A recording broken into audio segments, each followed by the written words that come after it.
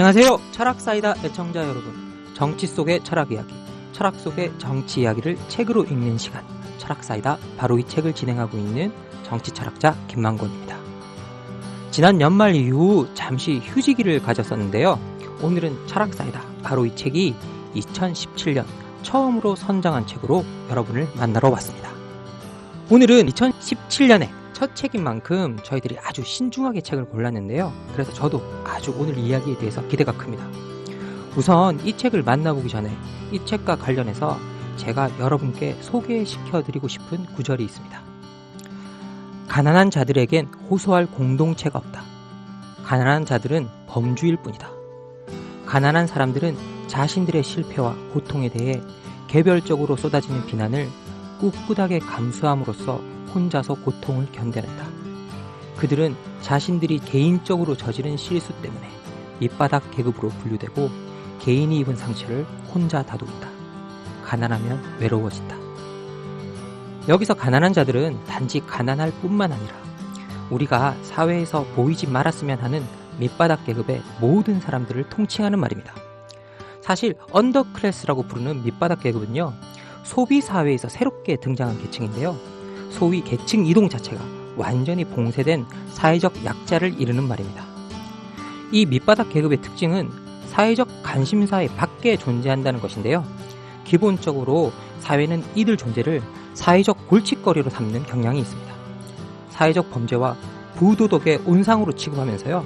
그래서 사회가 돌보아줄 필요가 없는 사람들 취급을 하죠. 그러다 보니 사회의 관심 밖에 놓이게 되고 결국 보이지 않는 존재가 되어서 살아가는 사람들이 됩니다. 이런 이유로 이 밑바닥 계급은 억울한 일을 당해도 호소할 데가 없고 호소한다고 하더라도 사람들이 들어주지 않는 처지에 놓이게 됩니다. 2017년 바로 이 책이 선정한 첫 책은 이렇게 억울한 일을 당한 밑바닥 계급의 사람들의 보이지 않는 처지에 대한 법정 이야기, 지연된 정의입니다.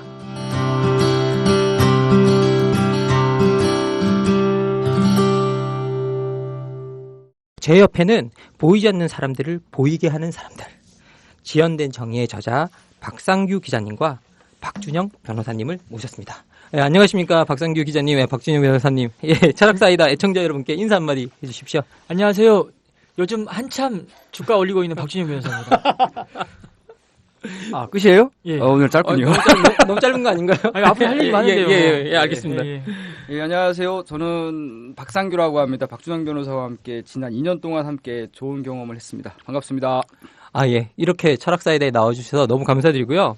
아, 최근에 두 분이 너무 유명해지셔가지고, 특히 뭐 박준영 변호사님은 말하는 대로라는 TV 프로그램에 2차례나 나가신 걸로 제가 알고 있는데요. 제가 따로 소개할 필요가 있는지 모르겠습니다. 그래도 이렇게 TV에 출연하시고 그러다 보니 뭐 좀 유명세를 좀 느끼시나요? 네, 뭐 길거리 지나가면 사람들이 아는 듯한 표정을 짓는 분들이 꽤 있고요. 예. 실제로 아는 체 하는 분은 몇 분 없습니다. 아닙니다. 아는 사람도 굉장히 많습니다. 변호사님 그렇군요. 겸손하게 말씀하시는데 요즘 거의 뭐 연예인급이 된 것 같은 느낌이 듭니다. 조만간 또 아침마당 나갑니다. 어울리십니다, 변호사님. 아침마당에서 급활약할 것 같은데. 그 여론조사 많이 하지 않습니까? 예. 그 대선 여론조사가 지역별 또 연령별 이루어지는데요. 저 같은 경우에는 지금 20, 30대 인지도가 상당히 많이 올라가 있는데 50, 60대에서는 약간 저조한 상태인데요. 예. 아침마당 이후에 많은 변화가 있을 것 같습니다. 뭐 대체적으로 50대에서는 저희들이 이 일을 하면 인지도가 저조하게 되는 현상들이 자연스럽게 나타나는 것 같습니다. 그런데 어쨌든 두 분에 대해서 소개할 필요가 있기는 있을 것 같은데요. 그래서 제가 소개하는 것보다는 두 분이 서로를 소개해 주시면 어떨까? 이렇게 좀 싶어가지고요. 그럼 우선 박준영 변호사님이 박상규 기자님을 좀 짧아하게 소개해 주시죠. 먼저 제가 소개를 받고 제가 그렇게 할까요? 제가 그렇게 갑자기 멘트 좀 생각하겠습니다. 이제 박 변호사님께서 이제 아침마당에 나가신다고 하는데 저는 불러준 데가 없어서 조만간 저 스스로 전국 노래자랑에서 한번 나가볼까 고민 중인데요. 어쨌든 박 변호사님은 요즘 그동안 이룩한 성과, 재심 성과 때문에 많이 유명해지시긴 하셨는데요. 뭐 짧게 소개를 드리면 그 삼내 나라 슈퍼 3인조 강도치사 사건, 그리고 익산 택시기사 살인 사건, 이 사건은 곧 영화로 개봉되는 재심이라는 영화로 그 소재죠. 실제 주인공이시고요. 또 무기수 김신혜 사건에 또 재심 결정을 이끌어내셨고, 또 그 과거에는 그 수원 노숙소녀 살인 사건의 재심과 무죄를 또 네. 이끌어내신 분인데 네. 사회적 약자 편에서 네. 그들의 말을 들어주고 네. 그들의 누명을 벗겨주는데 있어서 앞장서서 또 실제로 누명을 벗겨주고 그래서 유명해지셨는데 저는 박 변호사님이 단지 TV에 나와서 유명해졌다는 것이 아니라 그동안 살아온 자기의 하루하루가 쌓여서 오늘날 오지 않았나 저는 그 생각을 하고 그리고 알려진 것에 비해서 제가 실제로 같이 일을 해봤잖아요. 이런 사람이 있을까 싶을 정도로 굉장히 선하세요. 제가 많이 배웁니다. 그러니까는 그래요? 예. 법률가로서 예. 제가 법률가 아니니까 이렇게 예. 제가 배울 건 별로 없을 것 같은데 전 사람을 대하는 것에서 굉장히 많은 것을 배워요. 예. 가령 이제 뭐 예. 아까 말씀하신 그 밑바닥 인생들 사회적 예. 약자들 말씀해 예. 주셨는데 선생님께서 그분들을 대할 때 말을 안 놓거나 예. 항상 높여주고 절차를 다 지켜주시고 그런 거 보면서 저 스스로도 내가 과연 과거에 어떻게 살았나 그런 걸 많이 좀 돌아보게 하는 그런 인물입니다. 뭐 이야기를 듣다 보니까 그 앞에 그 좀 유머러스한 분위기에서 듣던 것과는 달리 너무나 뭐라고 할까요? 좀 다르게 좀 다가오는데요. 사실 이렇게 팟캐스트 하면서 중간에 말씀을 하실 때 제가 예하면 안 되거든요. 잡소리가 들어가서 근데 저절로 저도 모르게 하고 있었던 것 같습니다. 죄송합니다. 그러면 이제 그 이번에는 박준영 변호사님께서 박상규 기자님을 소개해 주실 시간인 것 같습니다. 네, 예. 하여튼 박 기자가 너무 좀 오버한 것 같아요. 그리고 좀 많이 긴장하고 있는 것 같습니다. 전국 노래자랑은 이거는 그 명백히 실수 같아요. 왜 나가면 되지? 그 인터넷에서 박상규라는 그 이름을 검색하면 아직도 가수 저약돌의 박상규 가수가 나오는데요. 또 기자도 또 지상파에서 앵커 하셨던 기자분이 나옵니다. 근데 박상규 기자라고 약간 독특한 외모의 기자 한 사람이 있습니다. 기자는 기사로 말하는 것이 매체가 기사를 말해주는 건 아닙니다. 그리고 또 기사는 발로 쓴다는 어떤 사명하에 열심히 돌아다니고 있는 지금 프리랜서 백수 기자고요. 뭐 저는 이 박 기자와 이제 한 2년 이상 지금 함께 했는데요. 제가 박 기자를 통해서 많이 배웠죠. 왜냐하면 변호사는 통상 이렇게 사건을 처리하는 데 있어서 책상에 앉아서 서면 쓰는 게 주된 일이고 뭐 증거를 수집하기 위해서 돌아다니는 일은 거의 없습니다. 당사자들이 수집해온 증거를 갖다가 취합하는 일만 하는데 박 기자랑 함께 이 재심 사건을 진행하면서 의미 있는 성과를 내게 된 이유는 기자는 취재를 해야 되는데 저한테는 그게 또 증거 수집이 돼버린 거거든요. 그러다 보니까 의미 있는 일이 많이 벌어졌습니다. 그래서 저한테는 정말 의미 있는 인연이었고 앞으로도 쭉 잘 계속 우리 잘 갖고 가야 할 인연이죠. 예. 그러면 이제 본격적으로 이제 두 분이 하시는 일부터 알아봤으면 좋겠습니다. 혹시 뭐 두 분에 대해서 가끔씩 모르는 분도 계시고 혹시 이제 새 정보가 필요하신 분도 계실 것 같아서요. 두 분이 하시는 일이 재심이라고 알고 있습니다. 그러면 재심에 대해서 좀 구체적으로 설명해 주셨으면 좋겠습니다.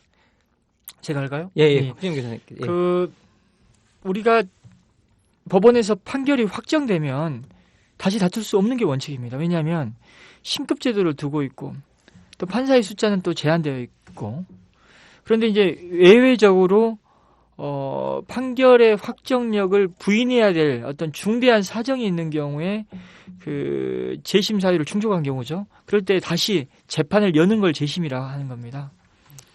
뭐 재심은 물론 꼭 형사 재판에만 있는 게 아니라 민사 재판이나 행정 재판 이런 재판에도 있는데 저희는 이런 억울한 옥살이를 하시는 이 형사 재판의 재심을 주로 다루고 있습니다. 그러면 이런 재심을 선택하실 때 네. 박준영 변호사님께서 이걸 맡게 되시는 기준 같은 건 또 따로 있나요? 수많은 사람들이 억울함을 호소하고 있는데요. 재심이라는 것이 한번 기각되면 동일한 사유로 다시 청구를 못 합니다. 그러니까는 그게 어떤 의미가 있냐면 사실상 한 번의 기회거든요. 그러면 한 번 제대로 다 정말 진검승부를 해야 되는 게 재심입니다. 그러다 보니까 아무래도 사건을 선택함에 있어서 가장 중요한 것은 과연 가능한 사건인가가 우선이 될 수밖에 없습니다. 물론 가능한 사건이라는 것이 저한테 왔을 때 가능할 정도에 이른 경우도 있지만 그 가능하게끔 충분히 이거 사건을 가져갈 수 있는 것인가 그것도 굉장히 중요한 기준이 되고요. 그럼 이런 어떤 가능성을 판단함에 있어서 어떤 게 또 요건이 되냐라고 하실 수 있는데요. 첫 번째는 도대체 얼마나 오랜 기간 어떤 방식으로 진실을 주장했는지도 굉장히 중요합니다. 그러니까 굉장히 긴 기간 동안 억울하다는 걸 주장했고 그 억울하다는 주장을 언론이나 또 많은 사람들이 또 옆에서 도와줬다. 이런 것들은 의미 있게 바라볼 수밖에 없거든요. 그래서 3례 사건이나 익산 사건이 그런 케이스에 해당합니다. 무기수 김신혜 씨 사건 같은 경우에는 당사자의 절박한 호소가 너무 절실했었습니다. 그러다 보니까 그 절실한 호소는 이건 도저히 인간이기 때문에 할 수 있는 호소라고 생각이기 때문에 관여를 했던 거고요. 뭐 때로는 사무실에 찾아왔는데 찾아와서 저를 기다리고 또 저한테 억울하다라고 주장하면서 그 절절함을 표현하는 어떤 그 얼굴을 보고 또 재심에 관여하는 경우도 있습니다. 그게 최근에 제가 부산의 한 경찰관 사건의 재심을 곧 진행할 건데 그런 사건은 그게 해당하고 또 이제 올해 또 진행할 사건 중에는 고령, 나이 굉장히 많이 드신 분들이 있습니다. 그분들의 억울함은 재심의 가능성을 어떤 논한다기보다는 언제까지 사실지 모르지 않습니까? 그런 사건들은 또 우선적으로 관여를 하고 그렇습니다. 예, 뭐 다양한 재심의 기준이 있는 나름 기준이 있습니다. 나름 다양한 기준이 서 계시고 이제 네. 그것에서 선택하시는 것으로 보이는데요. 네. 제가 책을 읽는 과정 속에 좀 하나 인상적이었던 구절은 뭐였냐면 네. 이렇게 얼굴을 딱 보고 말하는 사람이 얼굴을 보면 이 사람이 무죄인지 아닌지 알 수 있다라는 그런 표현을 하셨더라고요. 이제 박 기자 같은 경우에는 뭔가 이제 이게 같이 이렇게 제가 뭐 이거 가능해라고 하면서 이렇게 같이 가자고 하면 괜히 이렇게 한번 의심하는 일도 가끔씩 있었어요. 그럴 때 제가 할 수 있는 얘기가 제가 그렇다고 박 기자한테 뭐 돈을 주면서 이제 충분히 보상해 줄 수 있어. 당신의 어떤 이런 활동을 그렇게 할 수도 없고 제가 할 수 있는 것은 막연한 믿음밖에 없는데 그 믿음이라는 거 뭐 딱 보면 안다라는 거. 그럼 그 딱 보면 안다는 말 어떻게 받아들이셨습니까, 기자님? 그때는 별로 안 친해가지고 그냥 뭐 그러려 했는데요. 저는 그때는 사실 좀 웃겼어요. 지금도 그렇죠. 뭐냐면은 변호사가 근거와 법률로서 판단하고 이렇게 주장하는 입증하고 주장하는 사람인데 갑자기 뜬금없이 난 얼굴 보면 안다 그러니까 너무 웃겼죠. 속으로 저는 뭐 딱 보면 이 사람과 얼굴과 말하는 태도와 이런 여러 가지 정황을 보면 나는 형사 사건을 많이 해봐서 이분이 진짜 억울한지 아니면 조금은 과장해서 말하는 건지 딱 본인은 느낌이 온다 그러더라고요. 그 사실을. 근데 진짜 옵니다. 예, 그렇다 그러더라고요. 아니 이렇게 아주 가까운 장소에서 탁자 하나를 두고 대화를 몇 시간씩 많이 한번 해봐요. 그럼 몇 시간만 하는 게 아니라 여러 날을 계속 해보다 보면 계속 사건에 대한 얘기를 계속하고 왜 이랬나요? 여러 가지 물어보면 그 사람의 말하는 태도나 또 했던 말들 이런 것들을 통해서 그 사건을 알 수가 있습니다. 뭐 말의 일관성이나 태도도 예.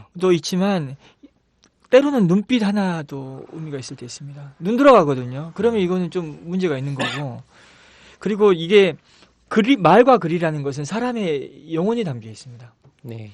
때로는 글이 뭐 꼭 아주 그 필력이 좋아서 이게 억울하다고 보이는 게 아니라 그 절실함이 묻어나오는 글이 따로 있어요. 말도 똑같아요. 억울한 사람들의 어떤 절실함은 온몸으로 토해내는데요. 사실 이렇게 그 온몸으로 토해내는 절실함을 제가 이 책을 통해서 잘 느낄 수 있었던 건 이 책의 주된 필자인 박상규 기자님의 필력을 통해서가 아닌가라는 좀 생각이 좀 드는데요. 고맙습니다. 예, 읽으면서 제가 감동받았고요. 또 어떤 부분을 읽다가 너무 화가 나기도 하고 읽으면서 제가 온갖 감정의 부침을 좀 이렇게 겪었었거든요. 여러분 꼭 이거 다 읽어보셔야 돼요. 지연된 정이 후반이 탔습니다. 파이팅! 근데 이거 막 느꼈었는데 어떻게 이렇게 이제 사실 어떻게 보면 기자와 변호사가 서로 상응하는 종합인 것 같긴 한데 서로 같이 일하는 경우는 거의 잘 볼 수가 없거든요. 이렇게 어떻게 같이 이렇게 일하게 되셨는지 그 계기를 한번 이야기 좀 해주셨으면 좋겠습니다. 제가 말씀드릴까요, 변호사님? 네. 그러니까는 오늘날 기자들은 사람들이 많이 기레기라고 표현을 하죠. 여러 원인이 있을 텐데 가만히 돌아보면 그 원인 중에 하나가 뭐가 있냐면 기자들은 근본적으로 좀 약간 오만해요. 내가 사실 판단하고 내가 진리를 캐낼 수 있어. 근데 오만하단 말이죠. 근데 기자는 전문직이긴 하지만 다른 전문직 세계는 잘 모르죠. 가령 병원에서 벌어진 사건이라든가 아니면 또 법정에서 벌어진 사건 그런 것들은 겸손하게 다가가서 그 사람들한테 전문가한테 물어보고 확인을 거쳐야 되는 일이거든요.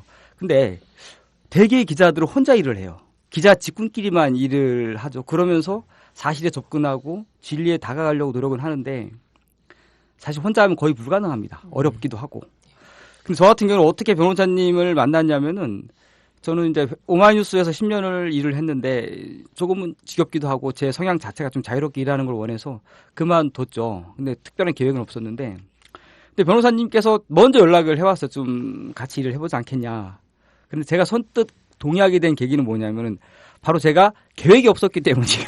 왜냐하면 계획이 있었으면 같이 일을 안 했겠죠. 근데 계획이 없는 게 왜 좋았냐면은 어쨌든 저는 퇴사할 때 글을 계속 쓰고 싶었어요. 계속 사건을 보도하고 취재를 하고 싶었는데 박 변호사님께서 연락을 해오니까 저는 일단 반가웠던 건 변호사니까 일단은 중요한 사건이라든가 의미 있는 뭔가를 쥐고 있겠구나. 그거를 같이 파헤치고 확인해보고 보도를 하면 좋지 않겠느냐라는 생각이 들어서 같이 선뜻 이제 변호사님 함께 일하자는 제안을 쉽게 받아들였죠. 받아들였는데 더 중요한 것은 책에 써 있지만 뭐 사람이 뭐 저 사람 뭐 취재거리가 있다고 해가지고 같이 일 안 하죠. 그렇게 하면 사람이 너무 허술하잖아요. 근데 같이 일하게 된 계기는 뭐 책에 써 있는 대로 고등어 2마리 때문이죠. 고등어 2마리요? 예, 변호사님이 이제 잠깐 자기 사무실 올라와서 밥 한 끼 먹자 그러는데 저는 그때 어쨌든 간에 변호사가 개인적으로 딱 와서 밥 먹자, 저녁을 먹자 그러는데 기대를 했죠. 최소한 뭐 좀 맛있는 거 없겠구나. 또 수원의 사무실이니까 고기를 먹으면 소갈비. 예. 최소한 삼겹살 아니겠구나. 소갈비를 기대했죠. 그래서 뭐 먹고 싶냐래요. 저는 생선 바다 그쪽을 해산물 좋아하니까 해산물 먹겠다고 하니까 준비를 어쨌든 내려오라 그러더라고요. 자기 사무실로. 저는 사실 뭐 고급 일식집을 좀 기대를 했습니다. 일식집 아니면 최소한 그래도 그냥 일반 횟집. 아무리 뒤로 후퇴해도. 근데 갔더니 고등어 2마리를 구워주더라고 자기 사무실에서. 그때는 살짝 실망했지만 그런 모습에서 사람의 어떤 진심이라든가 이 사람이랑 하면 괜찮겠구나라는 생각이 들더라고요. 그래서 같이 일하게 됐습니다. 사실 근데 그 고등어 2마리는 진솔한 면도 있지만 그 글상에서 보면 거의 파산 상태의 변호사의 상황 꼭 그렇지는 않았습니다. 그렇지는 그 않았으니까 당시에는 뭐 제가 꼭 그 밖에서 밥을 대접할 수 없는 상황이 아니었습니다. 근데 이제 왜 그랬냐면 누군가 함께 일을 하자고 제안을 했을 때 제가 보일 수 있는 가장 큰 성의는 제가 밥을 해서 같이 나눠 먹는 게 가장 중요하다는 생각이 들었습니다. 그래서 실제로 그때 고등어 2마리만 구웠던 건 아니고요. 압력솥에 밥도 했고 또 굴국도 끓였습니다. 굴국. 예, 굴국은 빠져 있는데요. 자세한 얘기는 해산물이네, 해산물. 예, 자세한 얘기는 지연된 정이 책에 자세히 남아 있습니다. 일단 제가 예. 드리고 싶은 말씀은 우리가 지금 촛불 집회하고 또 많이 하는데요.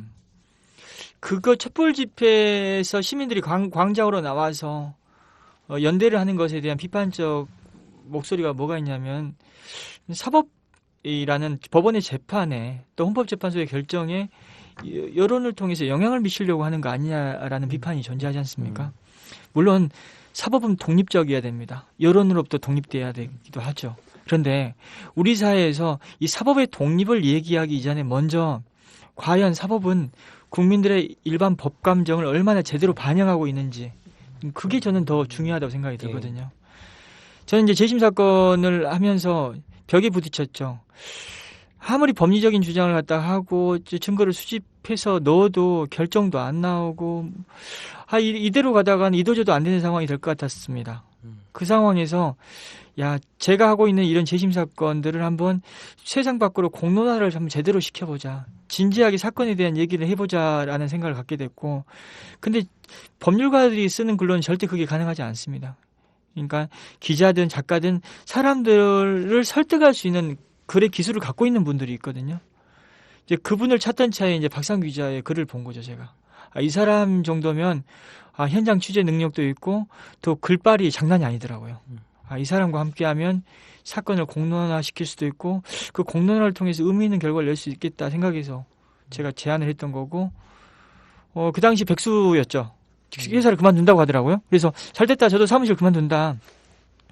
그래서 같이 하게 됐는데 우리 둘이 이제 처음에 이제 김신혜 씨 사건을 통해서 이제 일을 진행했는데 가장 좋았던 거 어찌 보면 서로 너무나 막연한 어떤 희망, 그렇지만 또 벼랑 끝에 서 있었던 상황에서 가장 절실한 선택을 했던 것 같아요.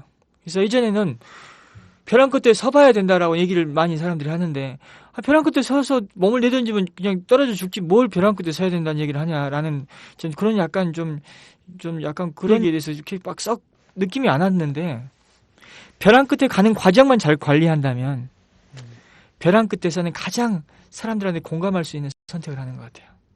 우리의 벼랑 끝 선택이 그 무기수 김신혜 씨 사건이었습니다. 아, 결국은 벼랑 끝에 서 있는 사람들을 통해서 자신들의 그 뭐라고 해요? 자신들이 벼랑 끝으로 갔고 그리고 그걸 통해서 또다시 그 벼랑 끝으로부터 빠져나오는 가정에 관한 이야기인 것 같습니다. 지연된 정의. 예, 지연된 정의. 그만이 탔습니다. 예, 예. 그때 얘기해드려요. 예, 예. 제가 나중에 또 해드리겠습니다. 예. 근데 이 책에 보면 세 개의 재심 사건이 나오고 있는데요. 예, 예. 그래서 이제 첫 번째가 삼내나라 슈퍼 3인조 예. 강도치사 사건.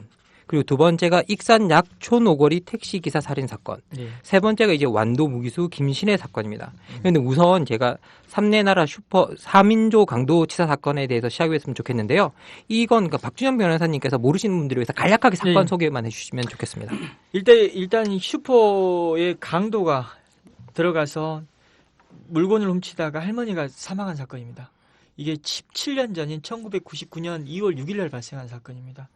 그런데 이 사건이 왜 의미가 있냐면 그 당시에 그 가짜 살인범을 잡아서 범인으로 만들었는데 그 사람들이 복역하던 도중에 진범이 잡혀서 자백까지 했는데도 그 진범을 풀어주고 가짜 범인을 계속 옥살이시킨 사건입니다.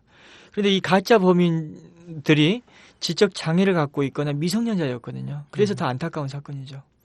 예, 이 3인조 사건에 누명을 쓴 사람이 보니까요. 이제 예. 박준영 그 변호사님께서 말씀하신 대로 이 강인구 최대열은 당시에 18세, 19세 사실상이 미성년자인데다가 지적 장애인이고요. 예. 그리고 임명상 씨는 이제 갓 20살이 됐고 예. 이제 알코올 의존증을 앓고 있는 아버지 아래 자란 극빈청 가정의 이제 예. 자녀들이더라고요. 예. 근데 이들을 상대로 경찰이 증거를 조작한 이제 사건이었는데요.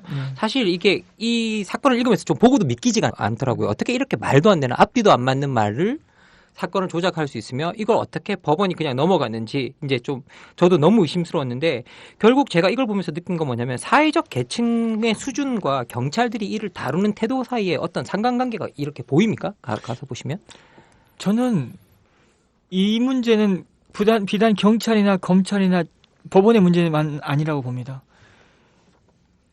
우리가 어떤 모임에서 부족한 사람들, 장애가 있는 사람들한테 발언권을 줍니까? 그 사람들이 앞에 마이크 들고 얘기하는 상황이 있습니까? 그리고 그 사람들한테 뭘 우리가 적극적으로 얘기할 수 있게끔 어떤 환경을 조성해 주나요? 아니거든요. 그 사람들도 인격이 있고 존재감이 있기 때문에 자기 스스로 말하고 싶은 얘기가 있을 것이고 하고 싶은 얘기가 분명히 있을 텐데 우리는 그런 기회도 잘 안 주지 않습니까? 우리가 그들을 보호의 대상으로 생각하지만 정말 진지하게 보호를 해주고 있나요? 아니지 않습니까? 지금 서두에 말씀하셨듯이 밑바닥 계급이라는 표현을 쓰셨거든요. 이 밑바닥 계급의 사람들은 스스로의 상처를 혼자 다독이고 또 뭔가 억울하다는 걸 호소하더라도 들어주지 않는 또 사회적 이슈 밖에 있다는 겁니다. 그러다 보니까 이런 일은 1999년에만 벌어진 게 아니죠. 지금도 어딘가에서 이런 일은 벌어지고 있을 겁니다. 어떻게 우리 사회에 지금 인권적이고 또 고문이나 이런 것도 없는 사회에서 이런 일이 벌어질 수 있냐. 경찰이나 검찰은 어찌됐든 간에 범죄를 저지른 사람 잡아야 되는 그런 일을 하는 사람들인데 의구심이 대상이 된 사람을 잡아왔을 때 수사를 그 의도를 갖고 수사를 하는 과정에서 얼마든지 인권은 탄압은 이루어질 수 있는 겁니다. 인권 탄압이 다양한 방식으로 이루어진다고 느껴지는데요. 이제는 뭐 대놓고 직접적인 육체적 고문, 직접 때리고 하는 장면이 나와서 또 그것도 좀 황당했고, 그런데 그 외에도 다양한 방식으로 이루어진다고 말씀하시고 계시는데 어떤 방식으로 이루어지는 건가요? 이제 그 변호사님 말씀에 많이 공감을 하고요. 그러니까 기본적으로 그 우리가 사회적 약자들을 대할 때는 진짜 자기보다 하층 계급이 있거나 자기보다 부족한 사람들을 함부로 대하는 경향이 있어요. 그러니까는 일례로 저도 이 사건들을 하면서 깨달은 게 있는데 제가 과거 얘기를 하나 해드릴게요. 밑바닥 계층과 진짜 억울하고 힘든 사람들이 밀려서 찾아오는 데가 어딘지 아십니까? 바로 언론사입니다. 아, 예. 사법 피해자는 먼저 법원을 찾아가겠죠. 변호사 찾아가고 밀리고 있는 사람들이 자기 기록을 들고 언론사 찾아옵니다. 제가 오마이뉴스에서 일을 했으니까 오마이뉴스 예를 들어볼게요. 상암동에 아주 초고층 빌딩에 좋은 깨끗한 건물에 18층에 있습니다. 1층에는 경비가 있어요. 행색 이상한 사람 들어오잖아요. 바로 경비가 잡습니다. 일단 그분들은 거기서 1차 걸러집니다. 근데 경비를 뚫고 엘리베이터를 타고 18층 오마이수까지 오잖아요. 그런데 오마이수 문이 잠겨져 있습니다. 카드가 있어 들어가죠. 자, 그러면 두들긴다. 그러면 기자들이 나와서 오셨습니까? 그렇게 할 것 같죠? 절대 안 그렇습니다. 제가 편집부에도 일하고 있었지만 사회적 약자들이 행색이 이상하거나 뭔가 좀 억울한 표정을 찾아오면 우리는 절대로 환대하지 않습니다. 경험이에요, 이거는. 뭐냐면은 지금 오마이스 일하고 있는 동료를 욕하는 게 아니라 경험을 얘기하면 이렇습니다, 실제로. 딱 오면은 똑똑 뚫기면은 기자들끼리 미룹니다. 야, 네가 나와서 좀 상대 좀 해줘라. 야, 네가 듣고 와. 그럼 뭐 가서 얘기 제대로 듣는지 아십니까? 솔직히. 그냥 뭐 듣고 한 10분, 20분, 30분 듣고 길면 1시간 얘기 들어주고 뭐 서류 안 봅니다. 이거 안 된다 싶으면 그냥 미안합니다. 이거 우리가 못하겠습니다. 돌려보냅니다. 이게 바로 사회적 약자들을 대하는 우리의 보편적인 모습인데 증거를 조작하고 때리고 경찰들이 물론 그렇게 했죠. 근데 그 경찰들 입장에서는 인간을 대하는 것이 아니라 그냥 자기의 아주 답답하고 짜증나는 일이에요. 일. 그냥 이 사람들 얘기 들어주면 지금 내가 억울하다 그러는데 이 사람 얘기 들으면 내가 집에 퇴근 늦게 할 것 같고 이 사건 또 꼬이고 그러면 그때부터 함부로 대하는 겁니다. 그냥. 근데 그 대하는 상대자가 경찰이 수사하는 상대자가 좀 많이 배운 지식인이거나 좀 약간 경제적으로 안정적인 사람이거나 전문직이거나 그러면 함부로 안 대하겠죠. 결국 이것은 경찰들이 적극적으로 조작한 측면도 있지만 우리 사회가 사회적 약자를 함부로 대하는 측면들이 응축돼서 나타난 일이라고 저는 생각이 들고 뭐 세세하게 말하면 이건 뭐 3대 사건 같은 경우는 아주 막말로 골 때린 사건이죠. 증거도 하나도 없고 정황도 없고 이건 정말로 그냥 자원하다가 경찰이 사건을 만든 겁니다. 그러니까 자기 사건을 해결해야만 하는 자기의 과중한 업무를 떨쳐내기 위해서 동네에 있는 마을에 있는 좀 약한 사회적 약자들을 데려다가 조작한 사건이 바로 3대 나라슈퍼 3인조 강도 치사 사건이에요. 사실 이게 사회적 이 약자들을 다루는 건 경찰이나 뭐 이런 것의 문제가 아니라 사회 전체적인 우리가 가지고 있는 태도다. 그래서 방금 말씀하셨던 부분 중에서 과연 그런 어떤 고문이나 폭행이라는 것은 어떤 자유의지를 억압할 수 있는 어떤 전형적인 수단이지 않습니까? 근데 그런 어떤 우리 사회에서 지금 언제 고문이나 이런 폭행이 과연 있을까라는 의구심을 누구나 가질 수 있거든요. 그럼 그런 것 없이도 어떻게 그런 어떤 의지가 억압돼 가지고 이렇게 허위자백을 할 수 있냐라는 생각을 충분히 하실 수 있습니다. 그런데요. 이 사람이 아무도 믿어주지 않고 들어주지 않고 또 자기를 보호해 주는 사람이 없는 상황. 그리고 이 상황에서 빠져나가기 위해서 할 수 있는 선택은 이것밖에 없다라는 생각이 들 때는 얼마든지 허위자백을 하게 됩니다. 그래서 그 허위자백을 그러니까 비합리적이고 비이성적인 상황이거든요. 그런 부분에 대한 어떤 걸 우리가 합리적인 잣대로 이해하려는 것 자체가 또 모순일 수 있는 겁니다. 이건 경험적 사실입니다. 네. 사실 저도 뭐 제가 이 질문을 하려고 준비를 했었거든요. 네. 어떻게 자기가 짓지도 않은 죄를 사람들이 허위로 이렇게 내가 했다고 말할 수 있는가? 도대체 그 과정에 우리가 어떻게 이룰 수 있는가? 이제 뭐 실제로 재심을 가면 이 판사들이나 검사들이 묻는 질문도 그런 거라면 네, 아니 그때 네가 억울했으면 말을 하지 왜 그때 말을 하지 않았냐라고 이야기하는데 대부분 다 이때 이 약자들의 반응은 어떤 식으로 나오나요? 설명을 못 하죠. 설명을 내가 그런 어쩌다 보니까 이런 자포자기 상태에 이르게 됐고, 이렇게 자포자기 상태에 이른 데 있어서는 경찰이나 검사가 저를 어떻게 대우했기 때문이고, 또 법원에 가서도 얘기를 못했던 이유는 국선 변호인이 어떻게 안 믿어줬기 때문이고, 나를 도와주는 사람이 없었기 때문이다. 이런 얘기를 차분히, 진지하게 할 줄 몰라요. 그러다 보니까 그걸 해명하기는 어려운 겁니다. 그리고 또 그런 얘기를 한다 한들, 경찰이나 검찰이나 국선 변호사 이런 사람들이 옛날에 그런 일이 실제로 있었다라고 인정할 리는 만무하죠. 그래서 입증하기도 어려운 사실이에요. 그래서 허위자백 문제는 어떻게 판단하냐면 저희가 보통 여러 가지 어떤 우리가 입증할 수 없는 사실들이 있기 때문에 그 조서상의 어떤 그 진술의 문제점을 객관적인 정황을 통해서 많이 반박을 하는 형태로 갈 수밖에 없는 겁니다. 그래서. 그러면 결국 정황 자체가 조작될 수 있는 거네요? 얼마든지 만들어질 수 있습니다. 예. 피해자의 진술에 근거해서. 예. 그 3대 사건 같은 경우를 보면 그 책에도 나와 있지만 3인조하고 진범하고 대지라는 상황이 있어요. 예. 진범과 아예 대지를 하더라고요. 예, 검사가 부르죠. 검사 불러가지고 진범과 가짜 살인범 누명을 쓴 사람들을 불러서 대지를 시킵니다. 그 와중에서도 진범을 눈앞에 두고도 이 누명 쓴 사람은 우리가 범인이라고 얘기를 해요. 왜 그러냐면은 그때 왜 그랬냐고 물어보면은 그렇게 얘기를 합니다. 아니 그동안 경찰, 검찰, 법원 옛날에 다 이미 우리가 말했는데도 안 믿어줬잖아요. 안 믿어주고 나서 우리가 또 지금 와가지고 안 했다 그러면 또 안 믿어줄 거 아니에요. 그렇기 때문에 쉽게 자포자기를 이 사람들이. 그래서 이거는 왜 허위자백했느냐라고 그 상대방의 의지의 문제를 따질 것이 아니라 우리가 그동안 사회적 약자들의 말을 얼마나 안 믿어줬으면 이 사람들이 입을 닫아버릴까. 왜 스스로에 대해서 거짓말을 할까. 그걸 따져봐야겠더라고요. 생각을 해보니까. 예. 이 사건을 통해서 우리가 사회적 약자들을 다루는 태도, 이 많은 반성을 좀 하게 되는데요.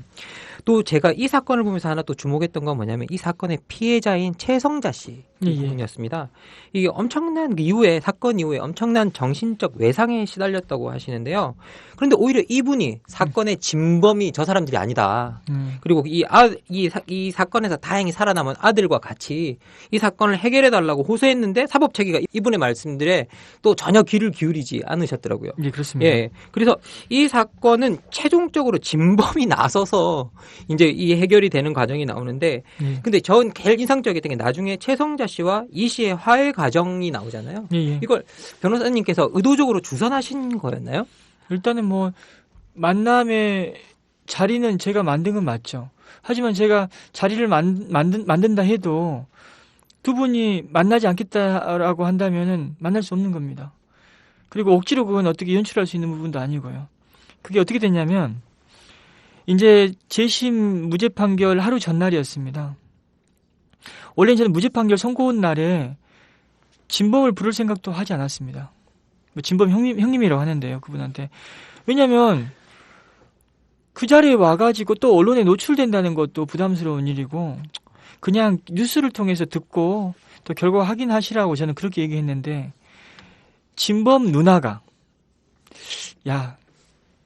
거기 한번 가서 판결을 하는데 가서 피해자 만나서 등짝이라도 한 대 맞고 와야 되는 게 아니냐. 그래야 너도 더 앞으로 살 때 마음을 좀 약간 그래도 내려놓고 살 수 있지 않겠냐. 그래서 진범 누나가 먼저 판결 선고기를 갔으면 좋겠다라는 얘기를 했대요. 그래서 저한테 전화가 왔습니다. 진범. 전화 와가지고 누나가 이런 얘기 했다고 하니까 그럼 한 대 맞고 오셔야죠. 그래서 그럼 형님 오시라고. 그러면 피해자분이 만날 것인가에 대해서 한번 의사를 타진해 보겠다고 했습니다. 유족은 용서를 해줬죠. 유족 사이분은. 근데 피해자분께서는 현장에서 살아남으셨는데 그 협박을 받는 과정에서의 트라우마가 너무나 컸었어요.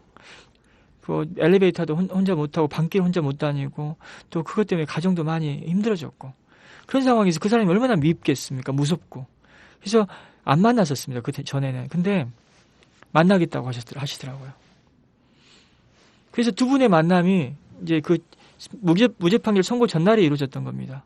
근데 저는 거기서 뭘 느꼈는지 아세요? 피해자분이 만나고 나서 저한테 보낸 문자가 있어요. 솔직히 만나고 나서 마음이 너무나 편안하다는 거예요. 이게 관용이라는 게 그런 것 같아요. 관용이 어떤 시혜적인 의미가 있잖아요. 누군가한테 잘못한 사람한테 용서를 해주는 시혜적인 의미로 생각하는데 관용을 베풀어주는 사람도 마음의 평안을 찾는 어떤 의미가 있더라고요. 지금 피해자분 굉장히 행복해하세요. 사실 저희들이 철학적으로도 용서의 기능이 뭐냐라고 하면 과거의 기억으로부터 풀려나는 거라고 이야기를 하거든요. 저는 그걸 봤습니다. 예. 맞는 말씀입니다. 실제로 그 옆에서 같이 보셨을 것 같은데요. 그러니까는 이렇게 보시면 될 것 같습니다. 사실 우리가 변호사에 대해서 갖고 있는 기본적인 생각은 그 의뢰인 편에 서서 대신 말해주고 좀 그들을 돕는 사람이고 그리고 재심을 거쳐서 무죄가 나오면 그걸로 끝이라고 생각할 수 있죠. 저도 사실 그렇게 생각을 했습니다. 사실 박 변호사님 같은 경우에는 재심 당사자들의 이야기를 듣고 재심 청구하고 또 법정에서 싸워서 무죄를 받아주면 사실 거기서 끝이거든요. 근데 기어코 또 일을 만드시더라고. 저도 그러니까 뭐냐면은 이런 겁니다. 무죄만 받아주고 끝낼게 나는 여기서 손 뗄게 그것이 아니라 이 3대 나라 슈퍼 강도 치사 사건을 두고 이걸로 엮인 사람이 굉장히 많아요. 피해 상처받은 사람도 있고 가해한 사람도 있고 누명을 쓴 사람도 있고 단지 법정에서 재심을 거쳐서 무죄를 받아서 끝내는 것이 아니라 이 사람들이 얽힌 가슴속에 뭔가 한이 맺혀 있거나 상처가 있다면 이것을 풀어주는 것이야말로 진정한 사건 해결이다라고 박 변호사 생각하고 계시더라고. 근데 그게 이렇게 예, 말을 하기 쉽죠. 예. 말을 하기 쉽고 예. 실제로 현장에서 일어나는 일들은 또 상대방 전화해서 약속 잡아야 되죠. 데리고 와야 되죠. 또 둘이 만남 의사 타진해야 돼서 굉장히 어렵습니다. 예. 그 일을 박 변호사님이 하신 거죠. 사실 뭐 단지 무죄를 이끌어낸 것뿐만 아니라 진범과 피해자 사이에 화해까지 예. 이루는 과정까지 가는 건 사실 변호사의 목도 아닌 것 그쵸. 같고, 예. 그게 늘상 있는 일이라면 안 했을 수도 있어요. 피곤한 네. 일이기도 하고. 네. 저도 뭐 그렇게 사람이 피곤한 일을 하고 싶지 않지 않습니까? 제 시간 들이고 또 때로는 제 비용을 들여야 되고 또 그게 좀 될 거라는 어떤 보장도 없고. 근데 왜 했냐면 진범이 밝혀진 사건, 진범이 사과하는 사건이 이전에 없었고 또 앞으로도 쉽게 생기겠습니까? 그럼 이 사건의 의미를 어떻게 해서든 확대하고 또 사람들한테 또 공감도 갖게 하고 하는 게 필요한 것 같았어요. 사건 의미는 아는 사람이 살려야 되는 것이지 이제 그런 의미 차원에서 지금 진행을 한 거예요, 그거는요. 그 사건의 의미를 또 바깥으로 알리고 사람들이 공감을 얻는 과정 속에서 필요한 일이었다라고 말씀을 해주시고 계시는데요. 예. 두 번째 사건으로 좀 넘어가 보겠습니다. 두 번째 사건은 약초 노골의 택시 기사 살인 사건인데요. 이건 재심이라는 영화로도 이제 만들어져서 곧 상영될 예정이라고 하는데 뭐 상영되고 나면 잘 되면 뭐가 있나요? 이게 일단은 정확히 말씀드리면 영화가 투자가 결정된 이후에 실존 인물을 영화한 거기 때문에 뭐 저작권 개념은 아니고요. 예. 일단 얼마의 돈을 주셨습니다. 그 돈이 제 법적 권리의 끝입니다. 예. 그 뭐 얼마나 관객이 들어오는 것에 따라서 제가 뭐 돈을 받거나 그러진 않는데 그래도 많이 봐주십시오. 사람 심리라는 것이 예. 잘 되면 뭐 그냥 있진 않으시겠죠. 여기서 공개적으로 말씀하셨습니다. 네. 잘 되면 그냥 잊지 마십시오. 영화랑 관계자 그냥 여러분. 있지 않으시겠죠. 상식적으로.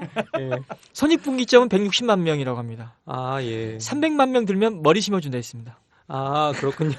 저도 좀 심어주는 건가요? 예, 같이 제가 얘기하겠습니다. 500만 들면 박 기자랑 함께 심겠습니다.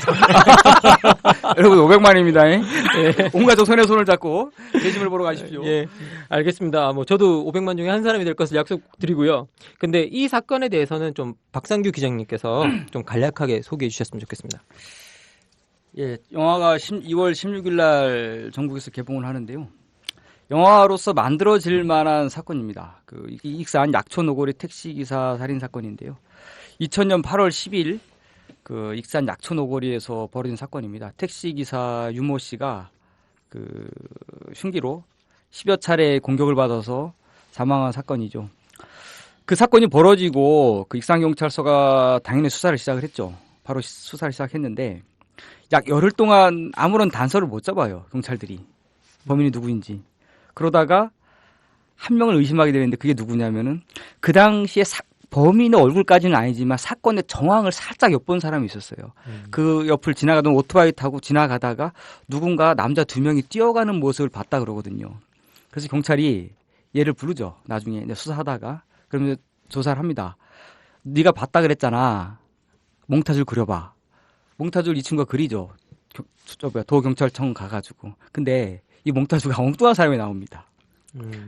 근데 경찰 입장에서 보면 충분히 의심할 만한 상황이죠. 엉뚱한 사람이 나오니까. 근데 자세히 알고 보면 또 뭐가 있냐면은 저도 사건 취재 많이 해봤거든요. 몽타주 그리라 그러면은 대부분의 사람들이 자기 지인을 그립니다. 예. 가장 일례로 뭐냐면 강호순 연쇄살인 사건 때 강호순을 봤다고 하는 사람이 어린 애가 있었어요. 고등학생이 애가. 그 친구 데려다가 경찰이 몽타주 그렸죠. 안산서에서.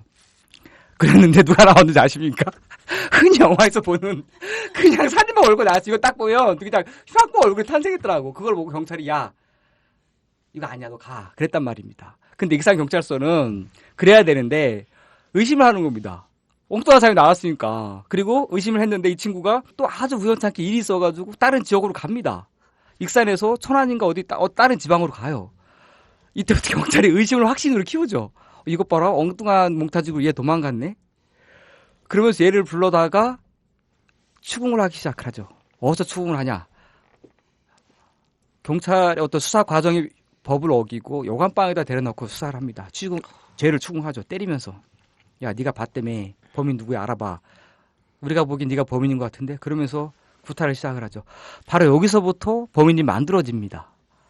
그 당시에 이 아이는 15살 네, 미성년자, 중학교 2학년짜리 아이였어요. 그래서 이 아이가 고문에 못 이겨 서희 자백을 하고 그리고 법원에서 징역 10년의 형을 선고받아서 복역을 하죠. 복역하는 와중에서 3년 뒤에 진범이 나타납니다. 군산경찰서에서 그런 첩보가 들어와서 군산경찰서 황상만이라는 형사 반장께서 수사를 해서 다 자백을 받아냅니다. 그런데도 계속 풀어주죠, 검사가. 계속 풀어주고 결국에는 억울하게 누명쓴 15살짜리 아이가 교도에서 10년을 살고 나오고 그 진범 그분 한 번도 하루도 처벌받지 않는 그런 일이었는데 그러다 결국에는 박 변호사께서 이 사건을 맡아서 많은 사람이 또 도와주시고 해서 재심을 거쳐서 그 15살짜리 그분은 지금 30살이 넘고 두 아이의 아빠가 됐는데 재심을 거쳐서 무죄가 확정이 됐고요. 무죄가 확정된 날 진범이 체포됐습니다. 진범가 됐고 현재 지금 재판을 받고 있고요. 어쨌든 이거는 우리 사회가 한 번쯤 돌아봐야 될 만한 사건이고 굉장히 끔찍한 일입니다. 여러 사람이 또 피해와 상처를 겪었고요. 당연히 영화로서 나올 만한 소재이고요. 예, 그런 사건입니다. 근데 제가 이 사건을 대하면서 제일 좀 황당했던 부분은 뭐냐면 진실을 밝히려는 황상만 형사라는 분이 계시잖아요. 그게 경찰이 있는데 검찰이 이 진실을 계속 가리고 진범을 알고도 보호해주는 그런 일이 일어났는데요. 어떻게 이런 일이 가능한 겁니까? 검찰이 진범을 보호하다니요. 근데 이제 이게 우리가 좀 약간 자극적인 표현을 쓰다 보니까 이제 이런 표현을 쓰는 건데요. 우리 사회에서 잘못된 것을 바로잡는 것 자체가 아주 어렵고 또 그거 자체가 인색하지 않습니까?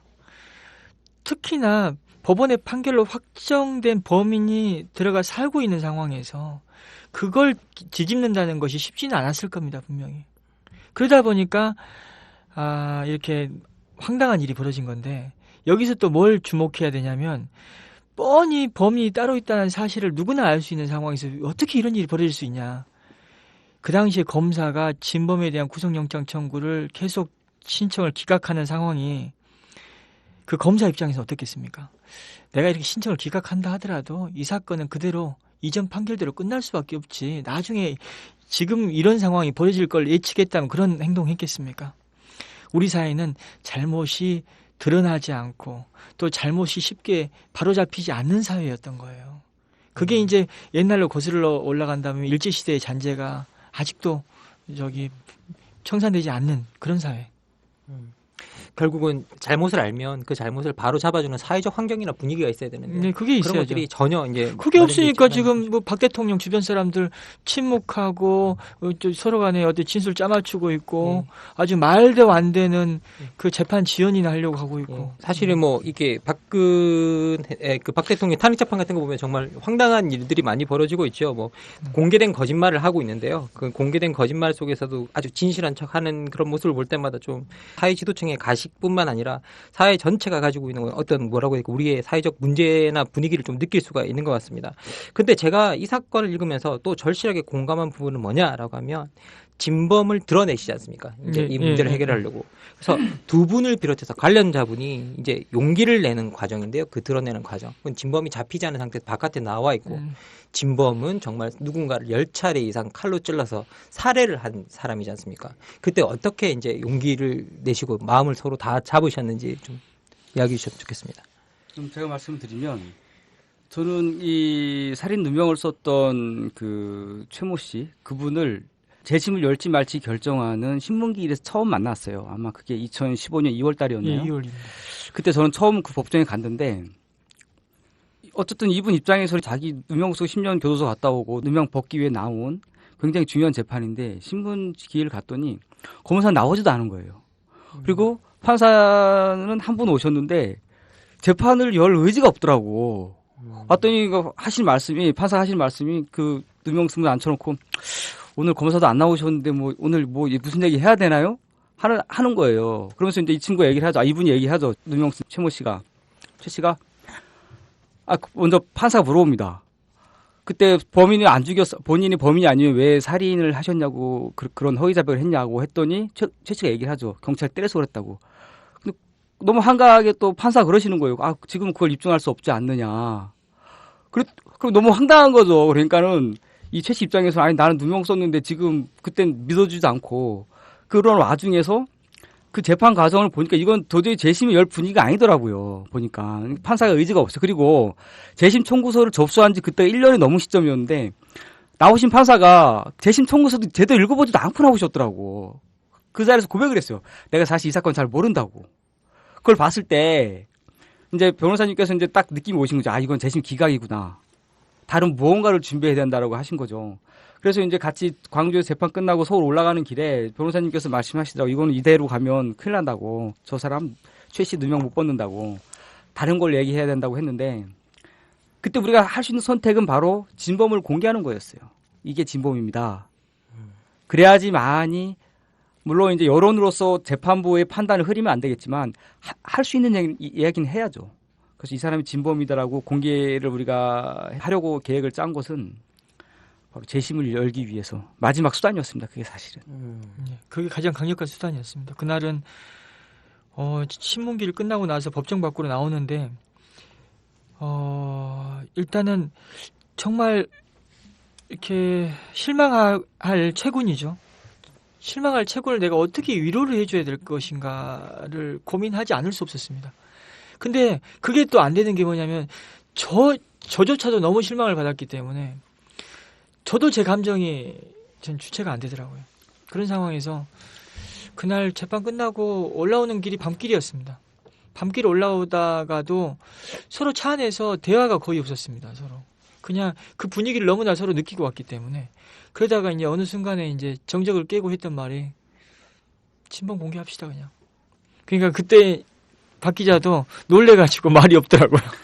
저는 사실은 그때 무슨 일이었냐면 방금 말씀드린 대로 저는 최군을 그때 처음 봤어요. 그 사건은 이 사건 잘 몰랐었고. 그래서 재판 끝나고 나와서 아직도 기억나 낙지볶음을 먹으러 갔어요. 맛있지 낙지 먹고 있는데 난 맛있게 먹고 있는데 변호사님하고 최군이 먹지를 못하는 거야. 난 그래가지고 왜 안 먹지 이 사람들은 되게 맛있는데 먹고 있는데 계속 최군 밖으로 나가고 변호사님 또 위로하러 가고 그래가지고 이거 무슨 상황이야.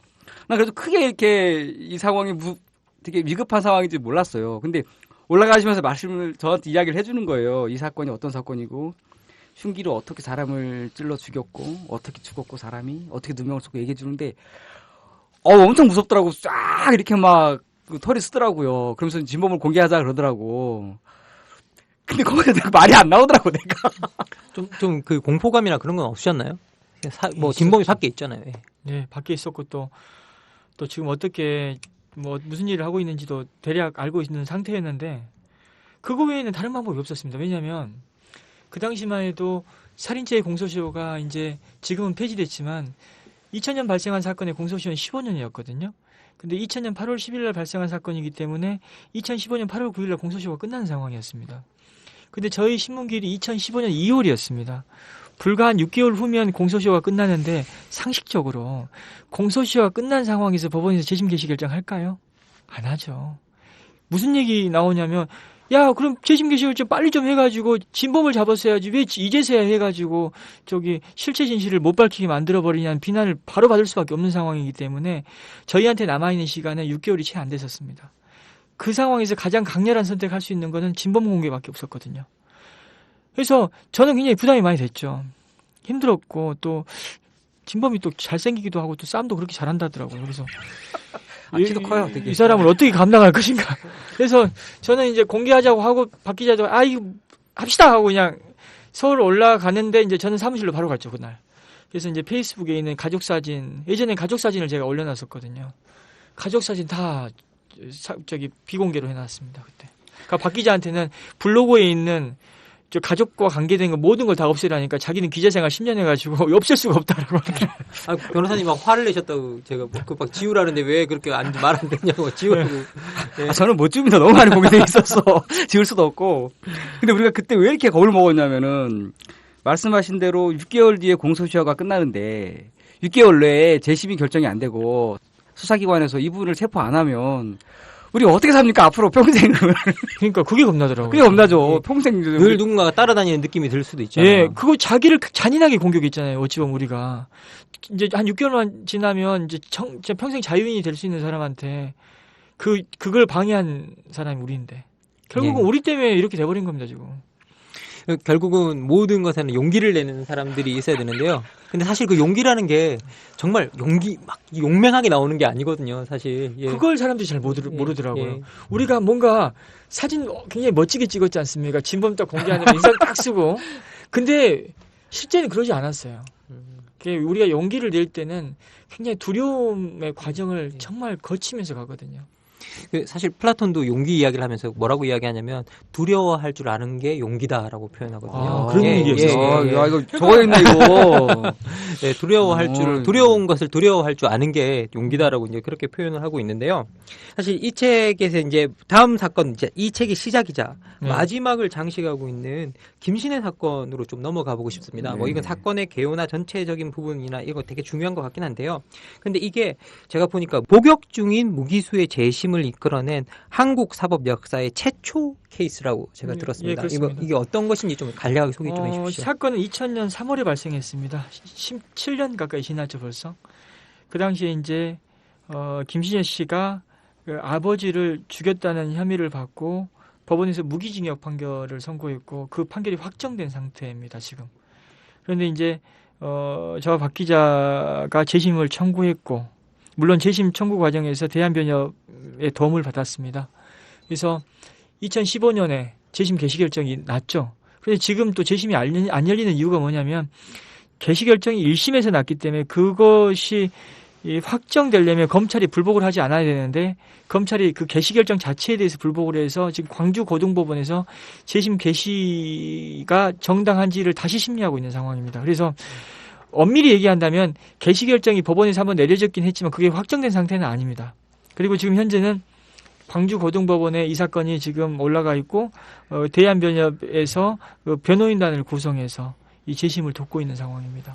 예, 뭐 이건 진행되고 있는 사건이니까요. 뭐 예. 구체적으로 이야기를 하기보다는 제가 이 사건에 대해서 읽으면서 가장 인상적이었던 부분은 사건 자체만큼이나 이 재심 당사자를 대하는 변호사님의 자세였는데 앞에 뭐 여러 가지 사건에서도 계속 지속적으로 그게 보이긴 하는데요.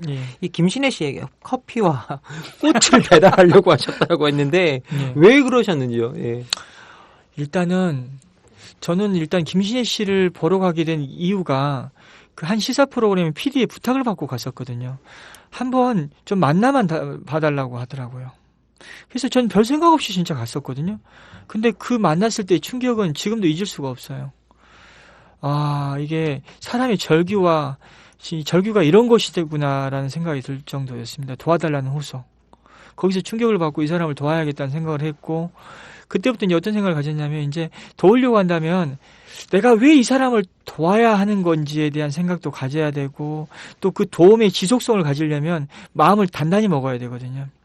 그러다 보면 이제 의뢰인의 어떤 안타까움에 어떤 공감할 수 있는 지점을 갖다 캐치를 해야 됩니다. 그러면 이제 그 당사자를 생각하게 되는 거고. 이제 김신혜 씨 같은 경우에는 이 완도에서 발생한 사건인데 제가 완도 출신이지 않습니까? 고향이 같고. 아, 그래요? 김신혜 씨가 또 장녀예요. 또 저 장남이고 또 동생들을 돌봐줬다는 부분도 있고 또 김신혜 씨 새어머니가 계시고 아버지 어머니가 이혼을 하셨죠. 그리고 또 아버지도 돌아가셨고 이렇게 사고로. 그래서 저도 새어머니가 있고 아버지 어머니가 돌아가셨고 그런 어떤 부분 또 결정적으로 또 뭐가 있었냐면 김신혜 씨 아버지가 그 완도 대성병원이라는 그 영안실에 누워있던 때가 2000년 3월이죠. 사건이 발생했 날이 그때기 때문에. 그때 저희 아버지는 2001년 11월에 또 그 치멘트 그 영안실에 누워 있었거든요. 예. 아버지가 굴삭기 사고로 돌아가셨기 때문에. 똑같은 장소에 1년 뒤에 누워 있었던 게 저희 아버지였고. 이러다 보니까 그리고 나이가 이제 제가 74년생이고 김신혜 씨가 77년생이고 왜 이 사람이 나와 비슷한 어떤 환경에서 같은 처지에 있는 사람인데 저는 그 밖에서 이렇게 좀 행복하게 사는데 이 사람 너무 안타깝다는 생각을 많이 했던 겁니다. 그러다 보니까 이 사건에 어떤 몰입을 할 수 있었고 커피나 매화가 왜 나왔냐면 이제 사건에 대한 얘기를 주로 하지만 면회를 하는 과정에서 일상사에 대한 얘기도 가끔씩 해요. 그럼 아침은 먹냐라고 물어보니까 아침은 잘 안 먹는데요. 그래서 그 블랙커피를 먹는다라고 하더라고요. 그래서 요즘 밖에서는 아메리카노라는 게 있다. 이렇게 눌러서 커피가 나오는 건데 이게 근데 제가 커피를 옛날 우리 블랙커피 먹다가 이 아메리카노는 약간 다른 느낌이지 않습니까? 야, 이거 한번 먹여주고 싶다라는 생각이 들었습니다. 그래서 커피 배달을 시도했던 거고 매화는 왜 그랬냐면 제가 이제 김신혜 씨가 이제 신문이나 이런 걸 보다 보면 신문에 보면 이렇게 그림 사진 같은 게 가끔이 있잖아요.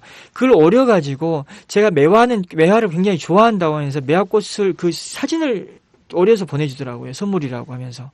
그래서 이분이 매화를 좋아하구나. 그래서 매화꽃에 대한 얘기를 또 써놨었습니다. 그래서 같이 박 기자랑 같이 이렇게 돌아다닐 때가 이제 봄이었거든요. 그래서 커피 배달은 실패했지만 고향 매화의 향기를 한번 느껴주는 것 자체는 이건 불법이라거나 뭐 어떤 문제는 안 되겠다 생각이 들어가지고 이제 박 기자한테 꺾고 오라고 했죠. 왜냐면은 예. 제가 차 운전을 하기 때문에 제가 매화가 보이니까 좀 꺾고 오라고 해서. 아, 예, 상당히 보니까 박 기자님께서 말씀을 잘 들어주시는 것 같은데요. 내가 조수석에 앉아있으니까 조수 역할을 했죠. 그 당시에. 예. 이 세 사건을 이렇게 다 보면 제가 공통적으로 느끼는 게 하나 있는 게 뭐냐면요. 물론 사회적 분위기도 있고 다 여러 가지 문제가 있겠지만 제가 봤을 때는 경찰과 사법개혁 예. 같은 게 절실하다고 좀 느끼셨을 것 같습니다. 그럼 우선 박상규 기자님께서 경찰개혁에 대해서 좀 말씀해 주신다면 어떤 게 있을까요? 제가 경찰의 제도라든가 운영법 관련된 거는 자세히 잘 모릅니다.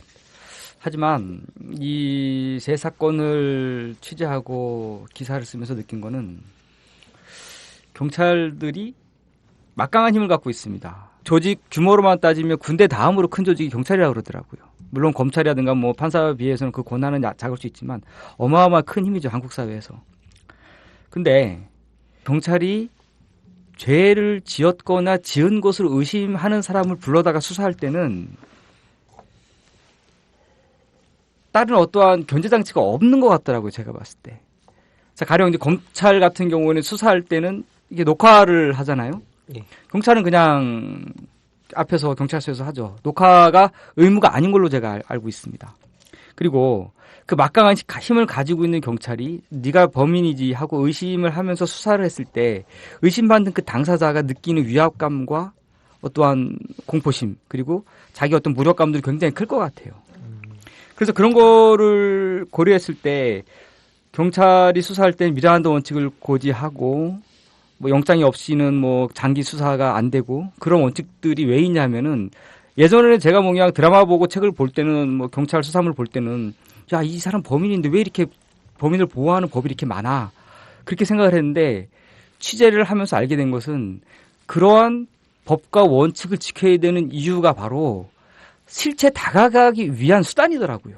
법과 원칙을 지키지 않으면 의심이 확신이 됩니다. 그러니까 편견을 바탕으로 수사를 하고 사실이 아닌 범인이 탄생을 하고 사실이 조작이 되고 그렇더라고요. 그 전에는 왜 이렇게 인권이라는 이유로 범인을 왜 이렇게 보호해줘라고 생각을 했는데 범인의 인권 그것도 중요하지만 그 앞서서 그래야 법과 원칙을 지켜야지만이 실체에 접근할 수 있더라고요. 정말 저는 이게 엄청 감동적인 그렇습니까? 말로 들립니다. 예. 절차가 실체를 만든다라는 아주 중요한 이야기이신 것 같은데요. 말씀해 주시죠. 그래서 경찰이 법과 원칙을 지키는 것을 귀찮게 생각하지 말고 그것은 철저하게 좀 지켰으면 좋겠고 저 개인적인 견해는 아직 변호사님하고 충분한 의견을 나눈 건 아니지만 제 생각으로는 경찰도 수사할 때는 분명히 좀 녹화를 해야 된다고 생각을 합니다. 이 경찰이 녹화 없이 수사를 하게 되면 나중에 이제 이 조서를 바탕으로 이게 증거 법원으로 제출되고 증거가 되긴 하는데요. 이 조서가 과연 어떻게 만들어졌는지에 대해서 우리는 알 수가 없습니다. 일반 사람들은. 그리고 많은 또 사법사건 피해자들이 이 경찰이 만든 조서는 조작된 거라고 주장을 합니다. 특히 김신혜 사건 같은 경우에 그렇죠. 다른 증거는 없고 자백했던 조서만 있죠. 이 자백 증거가 없는데 어떻게 이 자백 조서가 만들어졌는가. 경찰은 이렇게 말합니다. 김신혜가 다 자백했어. 그리고 김신혜 당사자는 이렇게 얘기했죠. 그거 다 경찰 조작한 거야. 아무 증거가 없습니다. 이 조서가 어떻게 만들어졌는지. 그렇기 때문에 저는 좀 작은 단계로서 따졌으면 하는 것은 좀 수사 단계에서 녹화를 하는 게 맞지 않나라는 생각을 좀 합니다. 예, 알겠습니다. 그리고 박준영 변호사님께서 사법개혁에 대해서 조금 말씀해 주신다면요. 그러니까 박 기자님 녹화 얘기하셨는데요. 녹화가 지금 의무적인 건 맞아요. 근데 많이 하려고는 한다라고는 들었습니다. 근데 정작 중요한 것은 녹화 시점 자체가 자백을 받아낸 이후에 하면은 녹화 자체도 그 허위 자백을 보충해주는 어떤 증거로 되거든요. 그래서 제가 좀 드리고 싶은 말씀 뭐냐면 우리나라는 근대사법제도를 도입하고 또 이런 외국에서 인권 친화적인 제도를 많이 가져다 쓰고 있긴 해요. 근데 그게 제대로 운영이 안 되고 있는 상황이거든요. 그리고 또 뭐가 있냐면 문제는 우리가 사법개혁이라는 것은 지금 현재 제가 생각하는 문제점은 법원 행정처에 있는 그 큰 높으신 분들 또 국회의원 이런 분들이 이 국민들이 필요로 하는 사법제도가 이럴 것이다라는 추측하에 여러 가지 제도를 만드는데 정말 밑바닥에서의 경험 이런 것들이 과연 제대로 올라오고 제대로 그게 반영됐냐 저는 그건 의문이라고 보거든요. 밑바닥에서 느끼는 현실적인 문제를 제대로 반영한 제도 그리고 그런 제도의 운영이 저는 더 필요하다고 생각합니다. 뭔가 새롭게 뭘 만들려는 것보다는 예, 아래로부터 수렴되는 네, 어떤 아래로부터. 사법개혁을 네. 이야기해 주셨습니다. 이제 좀 정리를 해보아야 될 시간인 것 같은데요. 예. 이 책의 제목이 지연된 정의입니다. 예. 이 지연된 정의는 정의가 아니다라는 이제 법적 격언을 쓰시고 계신데요. 제가 이걸 찾아보니까 이게 delayed justice is justice denied라는 말이더라고요. 그래서 이게 보니까 지연된 정의는 거부된 정의다라는 뜻이더라고요. 찾아보니까 이게 그 여러 사람이 말했는데 가장 유력한 사람이 누구냐라고 하면 윌리엄 글래드스톤이라는 19세기의 영국의 수상이라고 그럽니다. 그렇습니까? 예, 그런데 이분이 이 말씀을 하셨는데 이분이 뭐로 유명했냐면 People's William이라 그래서 인민의 윌리엄이라고 불렸을 정도로 이 평범한 사람들에게 엄청난 애정을 품었었는데요. 근데 이분이 또 보수주의자였더라고요. 그래서 이분이 그 이야기를 하셨는데 그런데 이 의미를 쭉 파 들어가 보니까 피해자의 입장에서 사법 판단과 처리의 신속성을 이제 강조하기 위해서 이 말을 하셨다고 합니다. 그런데 하지만 뭐 제가 여기서 지연된 정의를 쓰시면서 이 책에 보니까 빨리 우리가 정의를 배달해야만 하고 필요할 때 우리가 이 정의를 갖다가 전달해야만 한다라는 그 정확한 포인트를 잡기 위해서 지연된 정의를 쓰시고 계시고 그리고 지연된 정의는 정의가 아니다라고 말씀하셨지만 사실 이 재심 이야기를 들으면서 제가 느낀 건 뭐였냐면 이렇게 뒤늦게나마 정의를 배달하는 일 그러니까 그 자체가 아직은 정의가 살아있다는 희망을 많은 사람에게 전 뭐 그런 희망을 주는 듯한 느낌이 좀 들었었거든요. 그래서 앞으로도 이 일을 계속 하실 생각이시고 이미 사건도 접수되어 있는 것 같은데요. 이 중 앞으로 맡게 될 사건 중에 딱 하나 정도만 좀 소개해 주셨으면 좋겠습니다. 변호사님께서. 먼저 지연된 정의의 개념에 대해서 말씀하신 대로 어떤 정의가 지연된다는 것이 보통 이제 재판을 통해서 신속하게 재판을 하지 않았을 때는 그 자체가 정의가 아니다라는 그런 개념으로 많이 사용되고 있긴 합니다. 근데 이제 저도 그런 개념으로 많이 사용되다 보니까 이 책 제목 자체가 지연된 정의가 적당한가라는 걸 의문을 솔직히 처음에는 가졌었어요. 근데 지금은 아주 좋은 제목이라고 생각하는 이유가 뭐냐면 이 지연된 정의 책에 담겨 있는 내용은 이게 16년, 17년 만에 지금 정의가 해결된 사건이 왜 이렇게 정의 해결이 지연됐는지 그 과정들이 담겨 있고 근데 그 지연된 정의를 회복시키는 이 과정에 여러 사람들의 노력이 담겨 있거든요. 그래서 책 제목도 그런 차원으로 좀 이해를 해 주셨으면 좋겠고 저희가 지금 앞으로 진행하는 사건 여러 건이 있는데요. 가장 저희가 이제 앞으로 진행하고 또 굉장히 긴 기간을 복역한 사건이 부산 엄궁동 사건입니다. 1990년도에 발생했던 사건이고 그 사건에 누명을 쓰고 무기징역 판결을 선고받고 21년 이상 옥살이를 하신 분들이 두 분이 계시거든요. 그 사건에 대한 재심을 곧 청구를 하고 또 저희가 이제 스토리 펀딩이라는 기획을 통해서 저희가 곧 찾아뵐 것 같습니다. 그 사건은 당시 변호인이 문재인 변호사였습니다. 보통 이게 이 재심 사건을 문제 제기하다 보면 그 변호인의 과실을 문제 삼는 경우가 많은데 제가 뭐 그 문재인 전 대표에 대한 호불호를 떠나서 그 당시 재판 과정에서 변호사가 보인 어떤 변론 형태는 잘못된 건 아니에요. 그 당시 그 판사의 반인권적인 어떤 그런 인식 때문에 이런 결과가 나온 건데요. 그런 오해는 안아주셨으면 좋겠습니다. 왜냐하면 아주 민감한 시기에 또 아주 이런 민감한 사안을 갖고 저희가 이슈화 시키는 과정에서 이 정치적으로도 해석될 수 있거든요. 그건 아니었으면 좋겠고, 또 문재인 대표께서는 이 사건의 재심을 위해서 모든 할 수 있는 일을 하겠다라고 말씀하신 상태이기 때문에 문제 삼지 않았으면 좋겠다는 생각을 갖고 있습니다. 예, 뭐 근본적으로 그럼 대선과도 연관될 수 있는 이슈와도 연관될 수 있는 아주 민감한 사건이. 네, 민감한 사건이에요. 근데 저희 민감한 시기에 하려고 안 했는데 박근혜 대통령이 이렇게 사고 쳐버릴 줄 몰랐죠. 저는 이 민감한 시기를 하려고 안 했었습니다. 아니 뭐 지금 뭐 박 대통령이 여러 사람을 곤란한 처지에 지금 다 아주 저희를 굉장히 있죠. 힘들게 만들었습니다. 연초에 하려고 했는데 대선은 연말에 있는데 충분히 우리는 이슈를 피해갈 수 있다고 생각했는데 뭐 이런 난리가 벌어진 줄. 뭐 대한민국의 수많은 아이들이 주말에는 부모님들을 잃고 있고요. 저희도 어떻게 보면 주말 같은 것들이 주말이 상당히 많은 가정에서 사라져 있는 느낌이 좀 듭니다. 뭐 토요일마다 집회에 참여하시는 분도 많으시죠. 그런데 이제 앞으로 이 재심 사건을 계속해 나가실 건데요. 그럼 이 재심 사건을 계속 임하시는 어떤 각오라든지 그런 거 뭐 한마디 좀 해주셨으면 좋겠습니다. 네네. 만약에 이제 문재인 지금 전 대표께서 변호사 시절에 맡았던 사건을 변호사님께서 언급해 주셨는데, 문재인 변호사도 그렇고, 그 다음에 과거에 조갑재 기자도 그렇고, 또 우리 여기 현장에 계시는 박준영 변호사도 그렇고, 다 똑같이 한 말이 있습니다. 뭐냐면, 사회적 약자들은 일단 그 사람들의 말을 들어준 것만으로도 아주 중요한 일이다. 왜냐? 우리 사회 자체가 사회적 약자들의 말에 귀를 기울이지 않거나 들어주지 않기 때문이다. 그런 말씀을 예전에 문재인 대표도 했었고, 조갑재 기자도 했었고, 여기 박준영 변호사도 하셨습니다.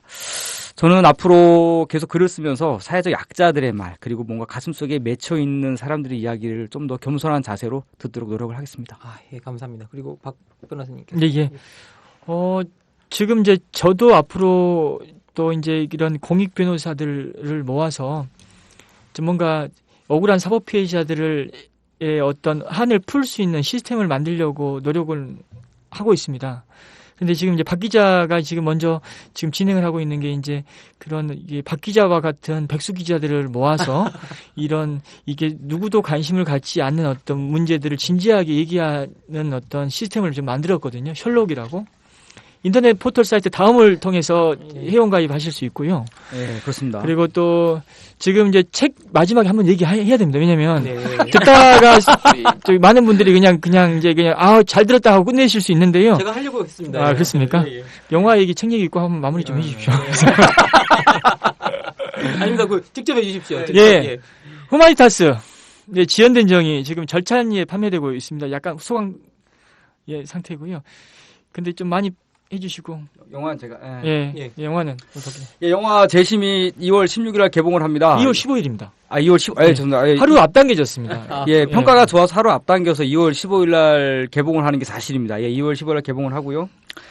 박준영 변호사가 주인공입니다. 실제 인물. 그리고 사법 피해를 당한 최모 씨가 또 주인공 같이 나오고요. 이 영화를 같이 봐야 한국 사회가 좀 더 발전을 하고 좀 더 인권적인 사회가 되고 누구나 피해를 받을 수 있는 사법 피해자로부터 좀 더 우리가 덜 피해를 받는 그런 사회를 만들 수 있습니다. 많이 봐주시면 고맙겠습니다.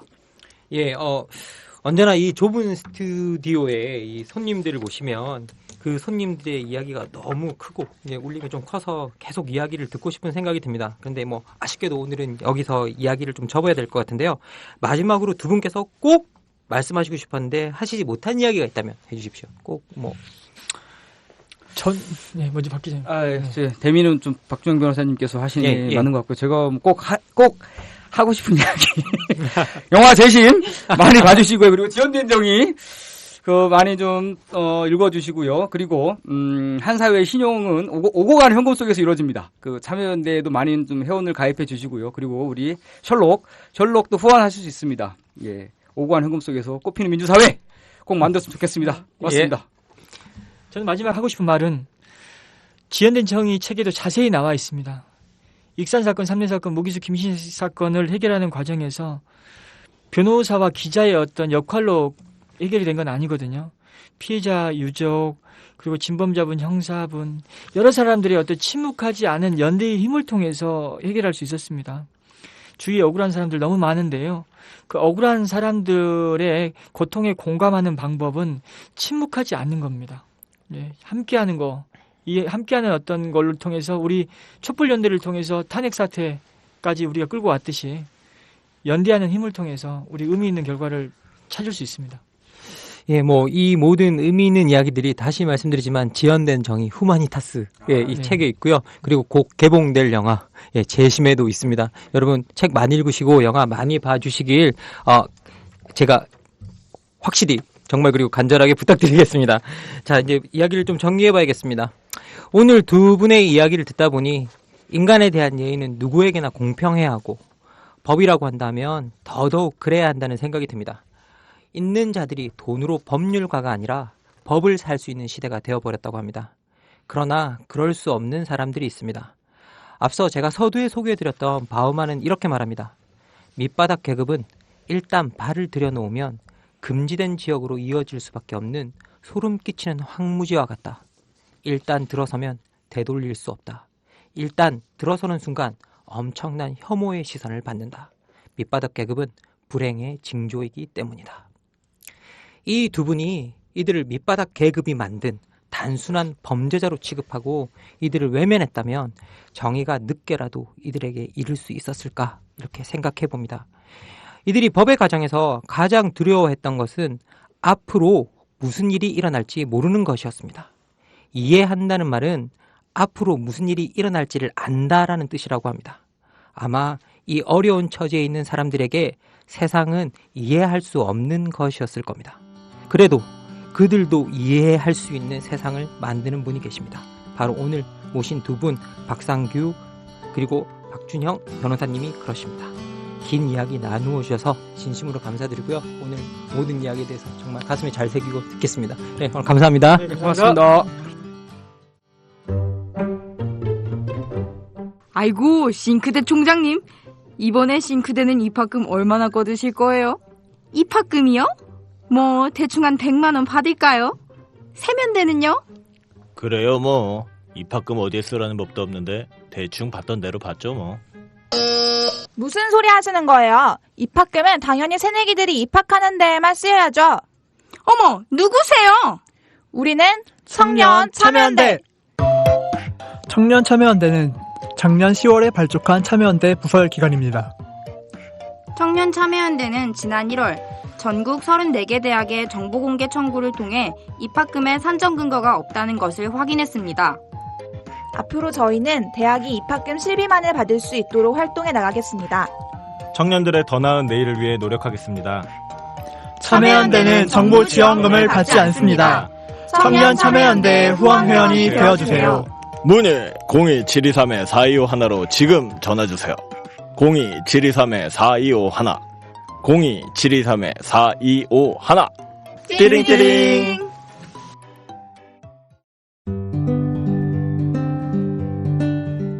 안녕하세요. 아카데미 느티나무 강좌를 7년째 듣고 있는 70살 넘은 할머니 정애자예요. 저에게 아카데미 느티나무는 새로운 배움터입니다. 배움을 통해 행동하는 시민의 발걸음에 동참하고 있다는 것이 뿌듯하답니다. 즐거움과 나눔, 웃음과 실천이 있는 배움의 공간, 아카데미 느티나무에서 뵐 수 있기를 기대합니다. 참, 아카데미 느티나무는 참여연대 부설 시민교육기관입니다.